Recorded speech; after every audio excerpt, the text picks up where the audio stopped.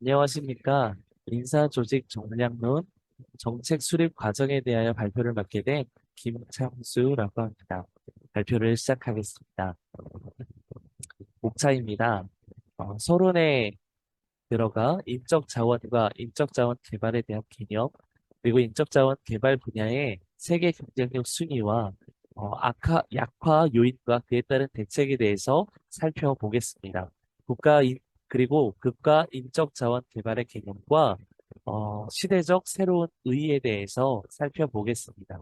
국가 인적 자원 개발의 환경적 요인에 따른 변화와 그에 따른 대응에 대해서 서론에 들어 살펴본 이후에 인적 자원 정책과 교육과의 관계, 국가의 정책 수립 과정과 그에 따른 국가 인적 자원 개발의 1차, 2차 기본 계획에 대해서 그리고 정책성 방향에 대해서 함께 살펴보도록 하겠습니다. 그리고 결론으로 사람과 직무와 조직에 나누어서 본 계획들에 대한 결론을 맺도록 하겠습니다.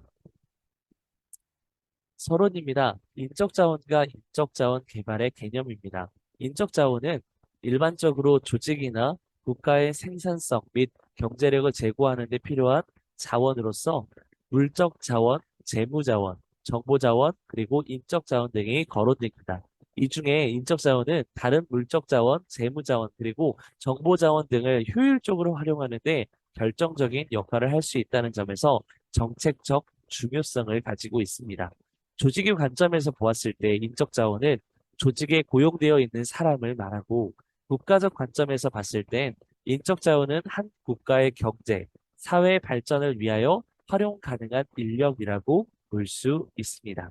아래 도표를 참고하여서 세 가지 차원이 있는데 개인적 차원은 개인의 채택된 지식, 기술, 정보 및 건강 등에 대한 부분이고요. 사회적 차원은 개인과 개인, 개인과 조직, 조직과 조직, 정부와 민간 부문의 생산적인 연계를 촉진하는 규범, 신뢰, 협력 방식 등을 의미합니다. 그리고 문화적 차원은 사회 제문화를 이해하고 향유하고 새롭게 발전시킬 수 있는 문화적, 윤리적, 정신적 성숙도를 의미합니다. 인적 자원 개발에 대한 개념을 한번 살펴보겠습니다. 일반적으로 인적 자원 개발은 조직의 효율성과 생산성 제고를 위하여 조직 내에서 기획된 체계화된 학습 활동을 의미합니다. 민간 기업에 적용할 때에는 조직원 개인의 능력 개발, 경력 개발, 조직 개발 등이 이에 포함되기도 합니다. 이를 상세적으로 한번 살펴보면 개인 개발은 현재 직무 수행 능력 향상을 위하여 필요한 지식, 기술, 역량, 그리고 조직 내 행동 양식 등을 익히는 것을 말합니다. 경력 개발은 조직 내에서의 전직, 승진 등에 대비하여 개인의 능력과 성과를 제고하는 것입니다. 조직 개발은 조직 구성원의 능력 개발과 성과 제고가 잘 이루어질 수 있도록 조직 구조, 문화, 전략 등의 체계화를 통하여 조직의 효율성과 경쟁력을 향상시키는 것입니다. 이에 관련하여 길리엔 애플랜드는 조직원 개인의 성과 제고를 위한 공통 목표를 가진다라고 이 세 가지를 들어 공통점으로 말하고 있습니다. 그리고 기업에서 인적 자원 개발을 실시하는 이유는 개인의 직무 수행 능력의 향상을 통하여 기업의 생산성을 제고하기 위해서입니다. 그렇다면 인적 자원 개발 분야의 세계 경쟁력 순위에 대해서 도표를 참고하여 한번 살펴보도록 하겠습니다. 위에 표 14-1번을 보시면 선진국으로의 도약을 위해서 무엇보다 인적 자원의 개발이 필요한데 2015년 세계 61개 국가 중에서 한국은 인구 순위로 25위입니다. 1위인 중국으로부터 2위 인도, 3위 미국, 4위 인도네시아, 5위 브라질, 9위인 일본에 비해 인구수는 적은 편입니다. 어, 한편 밑에 있는 표를 보시면 2015년 발표된 스위스 국제경영개발원의 세계 경쟁력 보고서에서 61개 대상 국가 중 우리나라의 국가 경쟁력 변화 추이를 분석한 것을 보면 다음과 같은데요. 한번 살펴보면 IMD 보고서에는 국가 경쟁력은 기업의 경쟁력을 지속시킬 수 있는 제반 여건들을 창출하고 유지할 수 있는 국가의 능력이라고 정의하고 있습니다. 국가별 기업 경영 환경과 기술 혁신 등을 통한 경쟁력 변화를 측정하기 위해서 첫째로는 경쟁 운영 성과에 대해서, 두 번째 정부 행정 효율성에 대하여, 세 번째 기업 경영 효율성에 대하여, 네 번째 발전 인프라에 대하여 각각의 네 가지 분야를 대상으로 312개의 항목들에 대한 평가를 토대로 국제 경쟁력 순위를 발표합니다. 그중에서 중분류 분야 중 노동시장 및 숙련 노동과 밀접하게 연관되는 분야 중에 생산성과 효율성 분야의 경쟁력은 38위, 노동시장 분야의 경쟁력은 35위, 교육 분야의 경쟁력은 32위로 나타났습니다. 그러면 이처럼 세계 경쟁력 순위로 보았을 때 대한민국이 어, 약하게 나올 수 있었던 요인이 무엇이었는지 한번 살펴보면 우리나라의 인적자원 개발 분야가 경쟁력이 떨어진 이유는 다음과 같습니다. 크게 다섯 가지로 볼 수 있는데 첫 번째로 교육 시스템의 질입니다. 경쟁력 순위가 26위인데 비해서 교육 시스템의 질은 73위입니다. 이렇게 현저히 낮은 이유는 고등교육 취약률이 2위로 최고 수준에 이르고 있는 반면에 대학 등 교육기관 내에서 이루어지고 있는 교육의 내용이 산업 현장과 연계가 부족하기 때문에 그렇습니다. 두 번째로 기업의 직업 훈련 정도입니다. 이는 53위를 기록하고 있는데 기업에서는 환경 변화가 극심함에 따라서 인력 확보에 대한 부담을 감소시키기 위하여 필요한 인력을 내부에서 육성하기보다는 외부에서 영입하는 경향이 높아지고 있기 때문에 그렇습니다. 세 번째로 전문 연구 및 훈련 서비스 이용에 대한 가능성입니다. 우리나라는 36위로 전체 순위 23위에 비해서 낮은 수준입니다. 1998년 근로자 직업 능력 개발법 시행 이후에 재직자에 대한 향상 훈련이 대폭 확대됨에 따라서 대학 및 각종 직업 능력 개발 전문 기관이 증가됐습니다. 그러나 그 규모의 영세하고 전문성이 부족합니다. 네 번째로 여성 경제 활동 참가율인데요. 여성 경제 활동 참가율은 우리나라는 91위입니다. 우리나라는 여성이 산업 현장에서 일하기에는 육아 문제 등 과거 여러 가지 제약 요건들이 있었습니다. 그렇기 때문에 향후 고령화 사회의 진전 등을 감안할 때 인적 자원 경쟁력을 유지하기 위해서는 여성 경제 활동 참가율의 제고가 필수적이라 보고 있습니다. 다섯 번째로 보수 및 생산성에 대한 문제입니다. 우리나라는 36위를 차지했는데 인적 자원의 경쟁력을 높이기 위해서 개발도 중요하지만 이들이 최종적으로 경제 활동에 기여하는 바가 더 커야 합니다. 보수 및 생산성이 낮다는 것은 그 기여가 낮음을 의미하고 이는 곧 기업과 국가 경쟁력을 저하해야 하는 주요 요소로 작용합니다. 그렇다면 개선을 위한 정책 추진 방법을 한번 살펴보면 우리나라 대학이 산업 현장에 필요로 하는 인력을 우리는 육성해야 합니다. 그리고 기업의 직업훈련 참여를 높이기 위해서 관련된 지원 제도를 재정비할 필요가 있고요. 그리고 직업훈련 기관을 전문화하고 육성할 필요가 있습니다. 네 번째로 여성 경제활동 참여 확대를 위해서 여성 친화 직종과 직무를 지속적으로 발굴하여야 하고요. 근로자에 대한 지속적인 교육훈련 프로그램 실시 등 생산성을 지속적으로 향상시켜야 합니다. 국가 인적 자원 개발의 개념입니다. 국가적 관점에서 이 인적 자원은 한 국가의 유지 그리고 발전을 위해 활용할 수 있는 인력의 총 규모와 전체적인 질적 수준이라고 말할 수 있습니다. 또한 국민 개개인의 삶의 질 향상과 국가, 사회 발전을 위해 구성원들이 갖추어야 할 지식, 기술, 정보 및 도덕성 등 인간의 재반 능력과 품성을 총체적으로 지칭한 개념이 국가적 관점에서 바라본 인적 자원 개발의 개념입니다. 이러한 것들은 교육 훈련을 통해서 전 국민의 자질과 능력을 향상시키고 국가 차원에서 인력을 최대한 효율적으로 활용하는 노력을 총괄적으로 지칭하는 개념이기도 합니다. 이러한 국가 인적 자원 개발에 대하여 시대적인 의의들을 한번 정리해 보았는데 1960년대부터 1970년대 초에는 노동 집약적인 경공업 중심의 경장 성장이 성장의 목표를 두었습니다. 그 과정에서 고졸의 풍부한 노동력 공급은 그러한 성장을 가능케 한 주 요인이 되었습니다. 1970년대 후반부터 1980년대에는 중화학 공업 중심의 성장 전략을 추진하였고 그 과정에서 실업계 고등학교와 직업훈련 기관 및 전문대 졸업생들의 풍부한 공급으로 인력 확보 면에서 별로 크게 애로사항을 겪지 않았습니다. 1999년대를 바라보면 3D 업종의 중심으로 노동력의 부족 현상이 나타나기는 했지만 1960년대 이후 우리나라에서 인적 자원은 결코 경쟁 성장의 제약 조건이 아니라는 인식이 일반화되었습니다.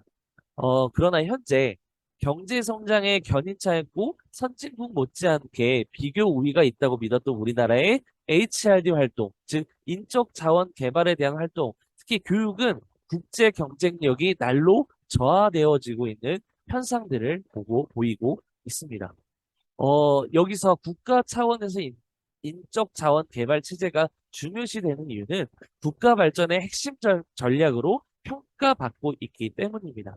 또한 국민 전체를 하나의 단위로 하는 인적 자원의 개발 노력은 국가 발전 전략의核心이기도 합니다.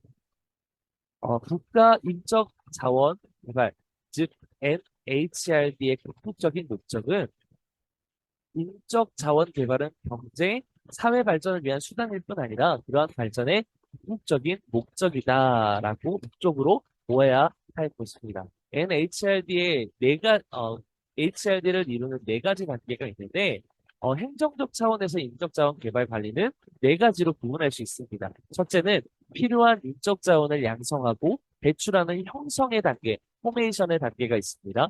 두 번째로 그들을 적재적소에 배치하는 배분의 단계가 있습니다. 세 번째로 보상 체계와 근무 조건의 개선 등을 통해 자질과 능력을 최대한 발휘하게 하는 활용의 단계, 유틸리제이션의 단계가 있고요. 네 번째로 그들의 자질이 쇠퇴하지 않고 지속적으로 능력을 발휘하게 하는 보존의 단계가 있습니다. 이러한 단계들은 꼭 일련의 수차적 일정에 따라 수행되지 않고 단계가 중복해서 이루어지기도 합니다. 그렇다면 이 NHRD에서 정부의 역할은 무엇일까? 국가 인적 자원 개발은 장기간 소요되며 공적 기능이라는 전제하에 규제적, 관리적 접근 방법에 의존해 왔습니다. 여기서 규제적, 관리적 접근 방법이란 정부가 세부적인 사항까지 계획 또는 정책으로 제시하고 그 실현을 위해 직접 개입하여 규제를 가하고 강제력을 발동하여서 관리하는 방식을 일컬어 말합니다. 그러나 중장기 인력 수급 예측의 한계성과 그리고 민간 부분 인력 개발 기능의 확대 등으로 인해서 인력 개발에 대한 규제적, 관리적 접근 방법은 정부 실패의 전형적인 사례가 되었습니다. 그래서 이제 다른 경제 활동의 영역과 마찬가지로 정부의 기능은 인적 자원 개발에 있어서도 노젓는 역할이 아니라 방향을 설정하는 역할에 그쳐야 한다는데 공감하고 있습니다. 즉, 정부는 수립한 계획, 이 정책의 목표 달성을 위해서 간접적 유인 체제의 조정을 통해서 간접적으로 유도하는 조종적 접근 방법을 채택해야 한다는 것입니다. 그렇다면 향후 NHRD의 방향성은 어떻게 될까?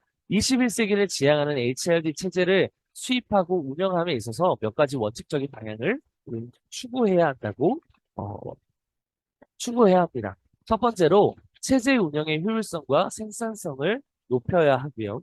여기서 인적 자원 개발에 있어서도 무비용, 저효율을 탈피하여서 최소의 비용으로 최대의 효과를 거둘 수 있어야 합니다. 두 번째로 체제 운영에 있어서 자율화, 분권화를 통해서 다양성과 특성화를 조장해야 합니다. 인적 자원 개발을 담당하는 일선 행정기관이나 민간 기관들에게 기능을 분산시키고 자율성을 부여하여서 상호 다양성을 살리면서 특성 있게 발전함과 아울러서 다양하고 개성 있는 인적 자원들이 개발되고 활용될 수 있도록 해야 합니다. 세 번째로 모든 국민들이 잠재 능력을 최대한 개발하여서 그 능력을 적재적소에 발휘할 수 있도록 개개인에게 적합한 기회를 제공해 주어야 합니다. 네 번째로 이 공공 부분 HRD 활동의 책무성이 강화되어야 하는데 HRD 체제의 경쟁력을 높이고 투자의 효율성을 제고하기 위해서는 각 교육 훈련 기관과 그 담당자들의 업무 수행에 대한 체계적인 평가가 이루어져야 됩니다. 그리고 평가 결과에 따라서 상응하는 보상이 수반되어야만 합니다. 이러한 인적 자원 개발의 책무성은 각급 행정기관과 국가 전체적인 차원에서도 정기적으로 점검해야 할 필요가 있습니다. 이제 이론적인 개념을 한번 살펴보았다면 본론으로 들어가서 인적 자원 정책이 무엇인지 한번 살펴보겠습니다. 인적 자원 정책이란 인적 자원을 경제적, 사회적 발전을 위한 핵심 역량으로 간주하고 이를 종합적으로 강화, 발전시키기 위한 정부의 계획과 행동을 가리켜 어, 일컬어 말합니다. 이 인적 자원 정책에는 세 가지 정책으로 구분하여 나눌 수가 있는데 첫 번째로 사람과 지시에 대한 종합 정책입니다. 이것은 인적 자원의 양성과 공급뿐만 아니라 배분과 활용 등을 포함합니다.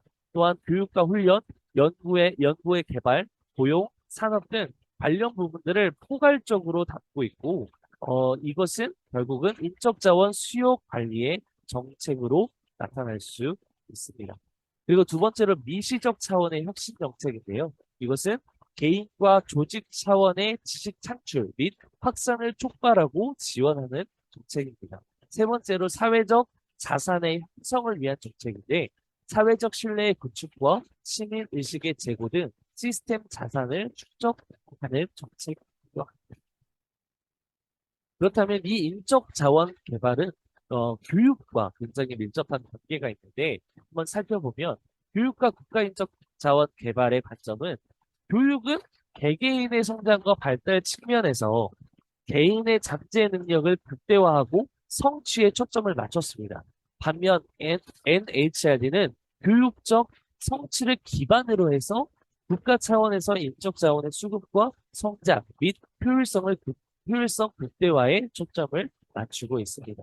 즉, 국가 인적 자원 개발의 관계는 교육 정책 목표들은 교육 부분만의 노력으로 달성하기가 어렵습니다. 또한 국가 인적 자원 개발은 교육과 다른 부분을 연계하고 조율하는 노력을 통해 국가 경쟁력을 강화할 수 있습니다. 옆에 표를 보시면 교육에 대한 접근 방식에 대한 비교가 있습니다. 정책 대상의 영역은 교육체제 내에서 그리고 인적자원 정책에서는 인적자원 수요 부문을 포함하여서 어, 접근하고 있습니다. 이와 마찬가지로 학교 사회의 관계, 정책 수립과 실천 주체에 대한 부분, 그리고 접근 전략에 대한 부분들이 계속해서 교육과 인적자원 개발이 밀접한 관계를 맺고 있음을 살펴볼 수 있습니다. 자, 우리 일반적으로 그렇다면 국가의 정책 수립의 과정에 대해서 한번 살펴보겠는데요. 자료를 열심히 찾아보았지만 정책 수립 과정이 딱히 나온 것이 없어서 네이버를 참고해서 일반적으로 정책이 수립될 때 어떠한 과정을 거치는지를 살펴보았습니다. 첫 번째로 정책의 아이디어가 도출이 되면 이것이 관련 부처로 넘어가서 이 아이디어에 대한 1차 검토가 이루어집니다. 그리고 1차적으로 검토된 내용을 가지고 의견을 수렴하는 과정을 거는데 이 과정 중에 공청회를 통해서 전문가뿐만 아니라 다수의 일반 국민들의 의견과 지적사항을 함께 얻어서 세부안을 결정합니다. 왜냐하면 이 모든 정책에는 국민들의 이해관계가 얽혀있기 때문에 모든 일반 국민들의 의견도 함께 넣어서 세부안을 결정한다고 합니다. 그리고 결정된 세부안을 가지고 정부의 정책권자들이 승인하는 그 과정들을 거쳐서 관련된 입법을 준비하는 과정을 거칩니다. 그리고 이것이 입법 예고 및 정책 홍보로 이루어지고 이 홍보를 통해서 이 정책이 시행이 국가인적 자원 개발의 기본 계획들을 한번 살펴보면 먼저는 국가인적 자원 개발의 1차 기본 계획이 있습니다. 이 계획은 정부 수립 후에 최초의 국가인적 자원 개발 종합 계획이라는 데에 큰 의의를 두고 있습니다. 이것은 본래 사람과 지식은 개인이나 기업의 성장은 물론 국가의 경쟁력과 운명까지도 좌우하는 핵심 요소인 것을 바탕으로 해서 그동안 노동, 자본에 의한 요소 투입형 성장은 한계에 달했습니다. 또한 저출산 고령화로 인해서 성장 둔화, 인적 자본 투자 격차에 따른 소득 양극화, 심화 현상도 깊어지고 있습니다. 이러한 현상을 극복하기 위해서 인적 자원과 기술 혁신을 양대 축으로 하는 새로운 국가 성장 전략을 필요로 하고 있어 선진 국가들도 이러한 정책 환경 변화에 따라 국가 차원의 인력 개발에 적극적으로 대응하고 있습니다. 우리나라 역시 2001년 국가인적자원개발 제1차 기본 계획을 수립하여 2005년까지 5년간 추진해 왔습니다. 이 계획은 각 부처의 산재에서 추진되어 오던 HRD 정책들을 18개의 부처가 공동으로 참여 수립함으로써 법적인 제도적인 기반을 마련했습니다. 그리고 부처 간 협력체제 구축을 통해서 HRD 정책의 중요성에 대해서 국가적 관심을 제고하는 데 성공했습니다. 그리고 국가적으로 인적자원 개발의 중요성을 부각시켰습니다. 하지만 범정부적 실천 계획으로서의 역할은 불충분하다라는 어, 이야기가 결과가 나왔습니다. 자, 그렇다면 이 1차 기본 계획을 가지고 지속 성장을 위한 전망과 노력을 한번 살펴보면 첫 번째로 21세기 지식 기반에 맞는 사람과 지식을 바탕으로 한 인적 자원 확충과 기술 혁신을 연계한 성장 전략을 강구하고 창조적인 지식과 원천 기술 개발을 통해서 세계 인류 상품을 만드는 차세대 성장 능력 산업에 집중하여 육성하고 이를 선도할 고급 핵심 인력을 양성해야 할 노력이 필요합니다. 두 번째로 서비스 산업의 노동 생산성 향상 및 고부가 가치를 창출할 수 있는 전문 서비스 인력을 양성해야 하고요. 세 번째로 산업 현장 적합성이 제고되는 교육으로의 개선이 필요합니다. 네 번째로 학령 인구 감소와 인력의 국제 이동 가속화에 부응하는 학제의 국제적인 통용성 제고와 보다 개방적이고 다양한 직업 세계와의 원활한 연계를 촉진해야 하고요. 그리고 구성 비중이 감소할 것으로 예상되는 핵심 생산 계층, 즉 30세에서 49세에 따른 이 계층에 대한 직업 능력 개발 지원 등을 통해서 생산성 제고와 중고령자의 계속 학습을 지원해야 합니다. 여섯 번째로 일자리 창출 잠재력이 큰 사회 서비스업의 활성화와 여성 인력의 고용 촉진에 대한 대책을 강구해야 되고요. 부문별 인력 부족 및 전반적으로 질적인 불일치를 안고 있는 문제 개선, 이공계와 인문 사회계를 융합한 학문 분야로의 진출을 유도하여서 아키텍트급, 즉, 전무한 기술과 기획력과 마케팅의 이 아키텍트급의 인력을 양성해야 합니다. 그렇다면 이제 그 국가인적자원개발 2차 기본 계획이 발표됐는데, 제1차 기본 계획이 2005년에 종료됨에 따라서 2006년부터 2010년까지 또한 5년 동안 국가 차원에서 추진할 HRD 정책 고과제를 담은 국가인적자원개발 2차 기본 계획을 20개 부처청이 공동으로 수립하였습니다. 이 계획은 인적자원개발 기본법 제5조에 따라 수립된 HRD 분야의 법정 종합계획으로서 학습 사회 및 인재 강국 건설을 정책 비전으로 삼고 사람과 지식 주도 현장으로 인적자원 분야 국제 경쟁력 10위권 달성을 목표로 하고 있습니다. 그래서 이 2차 기본 계획을 한번 살펴보면 첫 번째로 국제 경쟁력 있는 핵심 인재를 양성하는 것이 있고요. 두 번째로 전 국민의 평생 학습 능력을 향상시키고 세 번째로 사회 통합 및 교육, 문화, 복지를 증진시키겠다는 거고요. 네 번째로 HRD 인프라 확충의 4대 정책 영역 에 대해서 20개 정책 분야에서 200개의 정책 과제를 추진하겠다라는 계획입니다.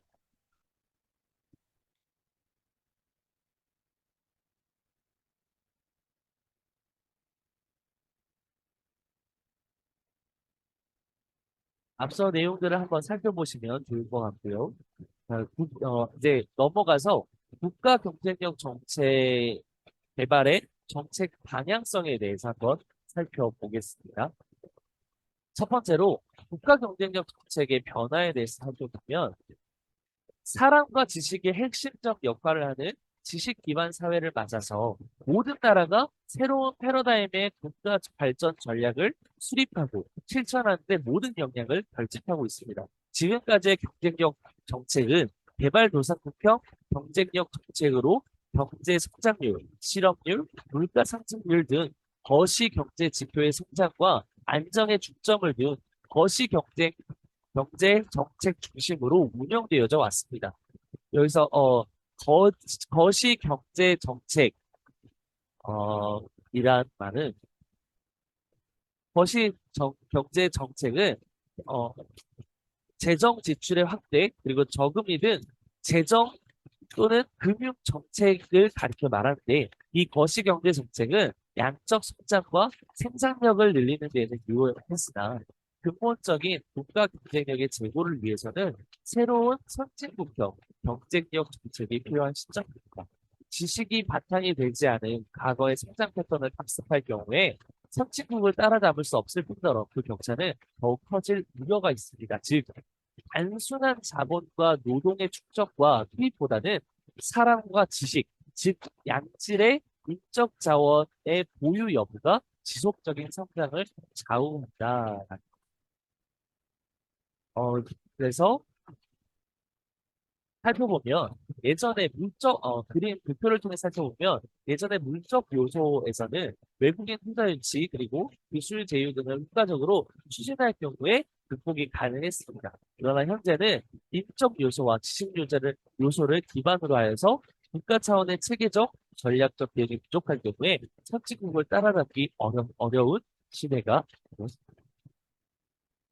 두 번째로 핵심적인 정부 기능으로서의 인적 자원 개발에 대해서 살펴보겠습니다. 21세기 지식 기반 사회에서 교육 및 인적 자원 개발은 국가 발전의 핵심 엔진이자 국민 각자의 삶의 질 확보와 직결되는 그런 부분입니다. 국민의 기초 학력 수준, 소질, 적성에 맞는 교육 보장, 세계적 수준의 고급 인력을 양성하고 평생 학습 체제를 기반으로 하는 인적 자원 개발 및 지식 인프라 구축이 정부의 핵심 기능으로 대두되었습니다. 국민의 한 사람의 그 능력 개발과 대학 및 기업 중심의 국가직 자산 확대를 위한 사람 중심의 발전 전략이 중요합니다. 또한 교육 및 인적 자원 개발은 그 수혜 범위가 개인 그리고 기업과 지역사회 그리고 국가 발전까지 미치므로 공공 서비스의 관점에서 투자되고 관리되어야 할 우선적인 대안입니다.